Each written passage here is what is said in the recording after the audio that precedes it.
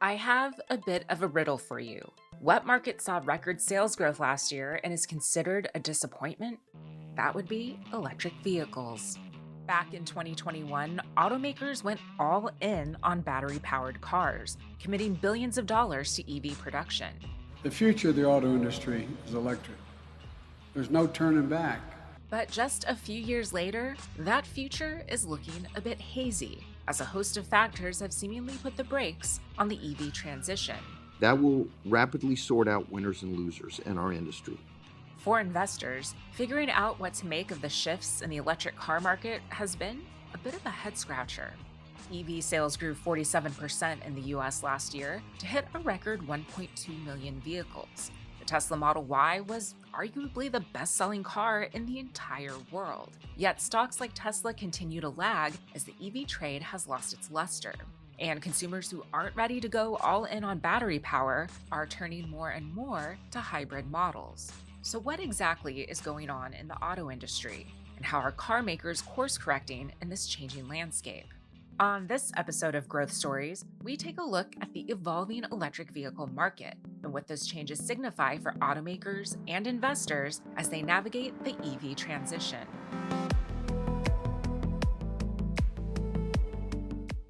When Elon Musk unveiled the Tesla Model Y in 2019, it was a turning point in the auto industry. We are bringing sexy back quite literally. It was also an important step toward Tesla's goal of selling 20 million vehicles by the end of the decade. If you can make an electric car that can beat the best of the gasoline cars, it's a very powerful statement. Elon and co. could spend as much as $150 billion to make Tesla the world's best-selling automaker by 2030. But a recent slowdown in EV sales growth is testing that timeline. There's just been this mega focus on EVs, I would say, for the past few years. We've seen a lot of new models come out and hit the market, which of course increases interest. And it feels like maybe we're starting to come back to earth a little bit right now. That's Jessica Caldwell, head of insights at Edmunds. She says that EV sales rose in 2023 to make up 6.9% of new vehicle market share, which is higher than previous years. But that rate of growth will slow this year as car makers deal with the reality that despite interest in electrification, many car buyers remain unsold on all-electric vehicles. I think that what we are seeing is that a lot of folks that are higher income, early adopters, comfortable with new technology, have gone out, have bought EVs, are driving them. And now the next stage for EVs is kind of moving towards that mass market consumer. And that is really going to be the challenge for EVs, is conquering this next group of buyers. And I think that's a part of the slowdown. Tesla stock has become a bellwether of how difficult conquering the mass market could be. Shares have drifted roughly 40% from their 2023 highs, and the company now plans to trim 10% of its global workforce after a disappointing Q1 earnings report highlighted the challenges ahead for the EV maker in this period of softer growth. Other pure-play EV stocks like Rivian and Fisker have driven off a cliff, so to speak, with Rivian losing about half its value so far this year, and Fisker sinking roughly 100% and trading for pennies. This price performance can be attributed to a number of factors: increasing competition in key markets and a costly price war, high interest rates and production costs, but it's also just the growing pains of the massive EV transition. So I think it is a part of that natural adoption curve when you are looking at a new technology. It is just going to take some time. There are those people that want to buy whatever the latest and greatest is on the market. These are toys for them, so they're very excited about it, but that's not necessarily all of America. Perhaps the best symbol of the challenges facing widespread EV adoption is Hertz. In 2021, the rental car giant bet big on electric vehicles, with the addition of 100,000 Teslas to its nationwide fleet. You may remember the commercials touting the EV push with the help of a certain Super Bowl champion. Speaking of goats, is that Tom Brady? Yeah, he comes in to recharge, get software updates, you know. The groundbreaking $4.2 billion investment gave Hertz the largest EV rental fleet in the country. But in January, the company said it planned to sell off a third of its electric car fleet and replace them with gas-powered vehicles, citing low demand and high repair costs. And when you look at electric vehicles, they've had really the same three problems they've had since General Motors introduced the EV1 like 30 years ago. They cost more, they have reduced range, and they take longer to refuel. That's Carl Brower, executive analyst at iccars.com. He says consumers who are hesitant to go fully electric have found a smart alternative with hybrids. Hybrids, conversely, don't suffer really any of these things. They give you better fuel efficiency. They have no range anxiety. They don't have the big incremental jump in cost over an internal combustion vehicle. And now plug-in hybrids are getting popular, and people are understanding that they can plug it in and get all electric range, but they still will be fine if that range is used up. Hybrid vehicles have seen a surge in buyers over the last year. Sales jumped 65% to hit 8.3% of total new vehicle market share in 2023. Think of it this way. Roughly every 1 in 10 cars bought in America last year had both gas and electric power capabilities. And hybrid sales are gaining traction globally. The pitch for buying a hybrid is simple. They often have better fuel range and sidestep the issue of an unreliable charging infrastructure. They also give drivers more bang for their buck. The average hybrid costs $42,381 in 2023. That's less than the average EV cost of $59,500 and also comes in below the $44,800 sticker price of a traditional gas-powered vehicle. Clearly, people have figured out that hybrids are a way to get much more fuel efficiency, and plug-in hybrids even give you an EV-like experience, but without the range anxiety and without the incremental jump in costs. Hybrid models also have another benefit. They retain more of their resale value in the used car market. Popular hybrid models like the Toyota Prius kept about 70% of their value after 5 years. The Tesla Model 3 held about 53% of its value in that same time span. And resale values for the best-selling EV models fell by about a third in the US last year. And when we look at some of the older EVs, they're not necessarily what consumers want today. The ranges are a lot shorter. Some of the designs are a bit quirky. They're not necessarily the aspirational EVs that people think about. So I think for folks that are looking for that used vehicle, there's just simply more choices in hybrids. Americans' preference for hybrid cars over EVs has caught some auto giants by surprise. It's also reshuffled the deck when it comes to industry leaders and laggards. I think there's a widespread realization among automakers and maybe even government officials at this point that they can't force consumers into cars that they are not ready for yet. And if they try, they're going to get in trouble in terms of market share and sales and profit. And remember Tesla's plans to invest $150 billion to become the world's largest automaker? Well, they weren't the only ones putting big money behind EVs. In 2021, Ford said it would invest $29 billion in EV production. That same year, General Motors made a surprise announcement. The legacy automaker would completely end the production of traditional gas-powered vehicles in favor of EVs by 2035. And they would be laying out about $35 billion to do it. Here's GM CEO Mary Barra speaking to Yahoo Finance in 2022. We have said that, by mid-decade, we will be selling more EVs in this country than anyone else. Including Tesla. Including Tesla. But auto execs who were once trumpeting the potential of electric cars are starting to acknowledge that the swell of demand they were expecting just isn't there. And they're shifting resources to meet consumer interest. There definitely is a slowdown of EV adoption, although a transformation of this magnitude was never going to be completely linear. As Barra backtracks her bullishness, GM is backing off production plans for its all-electric Silverado truck. The carmaker's attempt at course correction? Bringing back plug-in hybrid models like the Chevy Volt, which stopped production in 2019. I never met a Volt owner who didn't think it was a brilliant vehicle, but not enough people understood how it worked. That's iccars.com analyst Carl Brower again. He says GM was simply too ahead of its time with the plug-in hybrid. But as drivers have gotten savvier, their perception of hybrids has changed.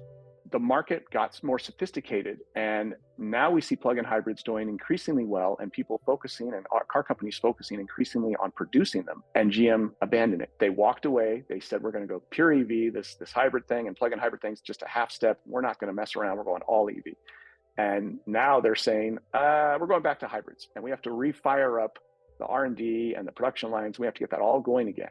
And it's a good realization, better late than never, but it's really unfortunate that they lost momentum and market share that they could have been gobbling up right now. Ford is also diverting investments from electric vehicles to hybrids, and recent earnings might explain why. The carmaker's EV division lost $1.3 billion in Q1 this year. That amounts to roughly a $130,000 hit for every EV Ford sold.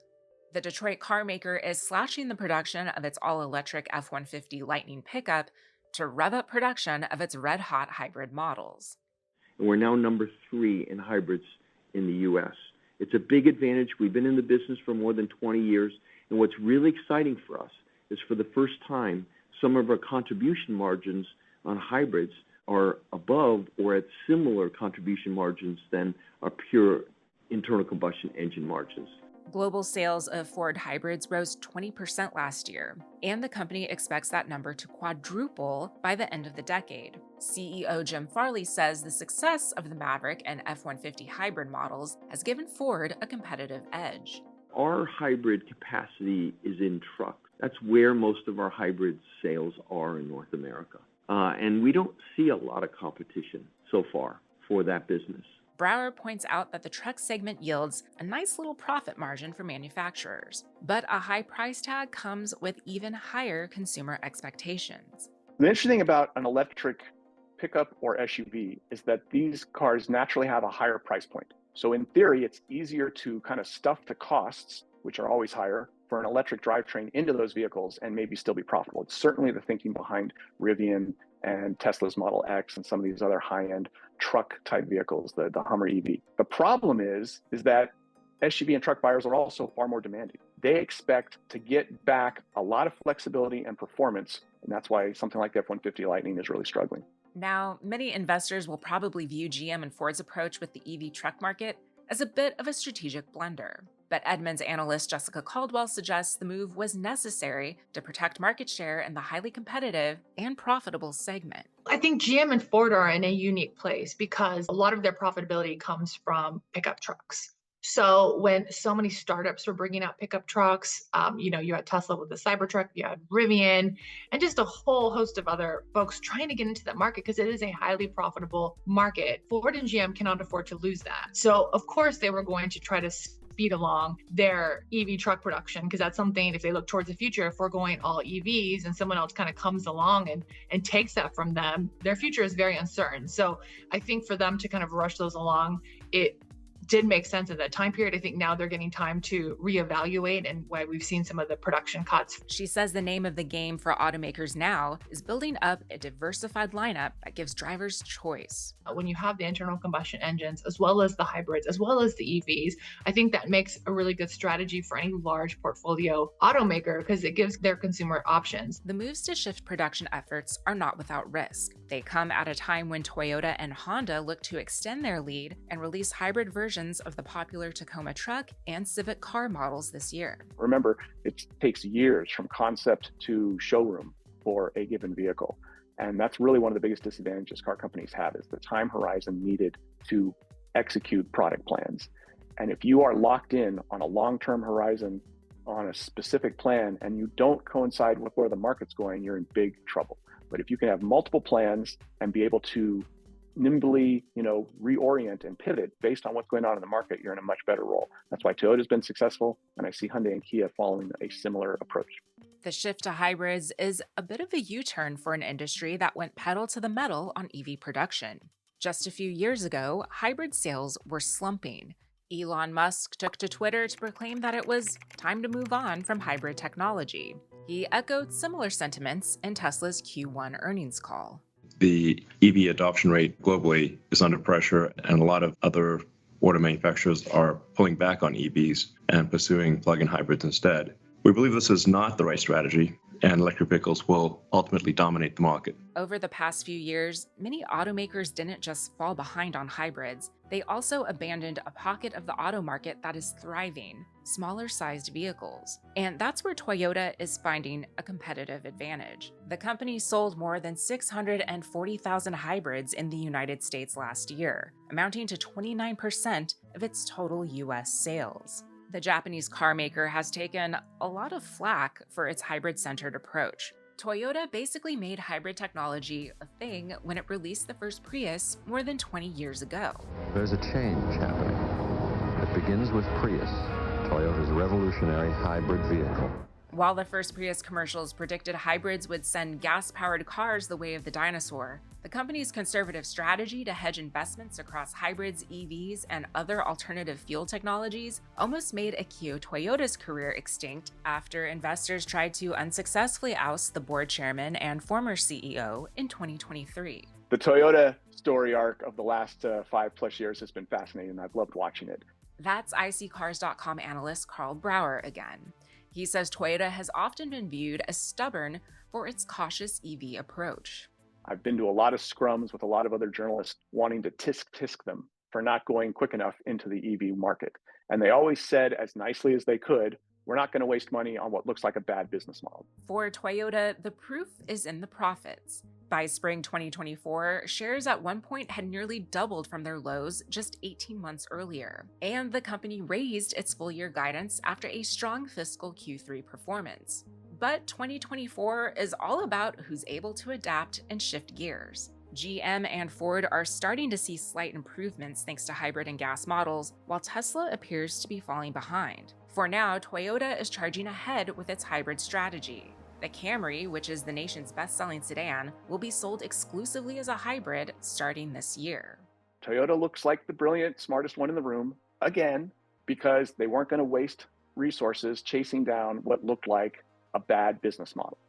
And they continue to push hybrids and have minimal effort in EV world. And guess what everyone else is saying now? Hey, we're going to go back and look at hybrids again. So Toyota's looking brilliant, and they never lost the momentum in that area. Brower says Korean automaker Hyundai and its sister brand Kia are also standouts in the new hybrid-centric auto landscape.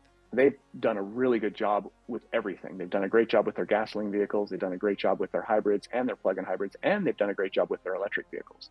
And I see them taking a multi-pronged approach, as they have been, much like Toyota, going forward. While market momentum favors Toyota and hybrids for now, experts caution against writing off electric vehicles just yet. Here's Edmunds' head of insights, Jessica Caldwell.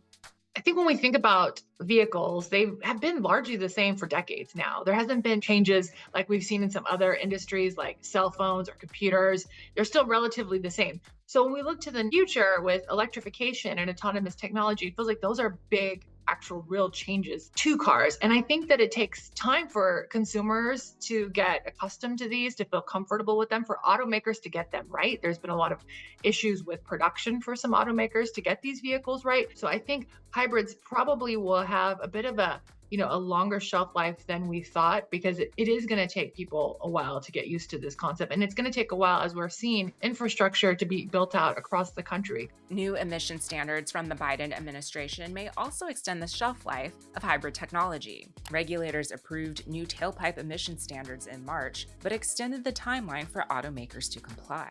The move was seen as an admission by policymakers that the EV transition will take longer to achieve than expected.